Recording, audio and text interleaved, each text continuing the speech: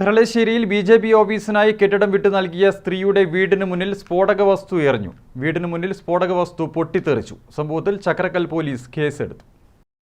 ബി.ജെ.പിക്ക് office പ്രവർത്തിക്കുന്നതിനായി കടമുറി വാടകയ്ക്ക് നൽകിയതിനാണ് വീടിന് നേരെ സ്ഫോടക വസ്തു എറിഞ്ഞ് പരിഭ്രാന്തി പരത്തിയത്. തിങ്കളാഴ്ച രാത്രി 10:30ഓടെയായിരുന്നു സംഭവം. പള്ള്യത്തെ ആനന്ദനിലയത്തിൽ എം. ശ്യാമളയുടെ വീടിന് സമീപത്താണ് സ്ഫോടനം നടന്നത്. ആർക്കും പരിക്കില്ല. വീടിന്റെ മുൻഭാഗത്തായാണ് സ്ഫോടക വസ്തു വീണ് പൊട്ടിത്തെറിച്ചത്. ബി.ജെ.പി. ടൗൺ കമ്മിറ്റി ഓഫീസ് പ്രവർത്തിക്കുന്നതിനായാണ് കടമുറി വാടകയ്ക്ക് നൽകിയത്. ഓഫീസിന്റെ ഉദ്ഘാടനം ബുധനാഴ്ച നടത്താനും തീരുമാനിച്ചിരുന്നു. ബി.ജെ.പി. ദേശീയ നിർവാഹക സമിതി അംഗം പി.കെ. കൃഷ്ണദാസാണ് ഓഫീസിന്റെ ഉദ്ഘാടകൻ. ജില്ലയിൽ വ്യാപകമായി CPM സംഘർഷത്തിന് ശ്രമിക്കുന്നതിന്റെ തെളിവാണ് പെരളശ്ശേരിയിലെ ഈ ആക്രമണമെന്ന് ബി.ജെ.പി. കണ്ണൂർ സൗത്ത് ജില്ലാ പ്രസിഡന്റ് ബിജു എളക്കുഴി ആരോപിച്ചു.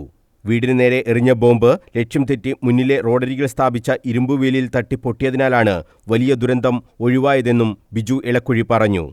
ബി.ജെ.പി. പ്രവർത്തകരെ ബോംബെറിഞ്ഞ് ഭയപ്പെടുത്തിയും ഭീഷണിപ്പെടുത്തിയും പ്രവർത്തനത്തിൽ നിന്ന് പിന്തിരിപ്പിക്കാമെന്നത് CPMന്റെ വ്യാമോഹം മാത്രമാണെന്നും ബിജു എളക്കുഴി പറഞ്ഞു. News bureau, Kannur.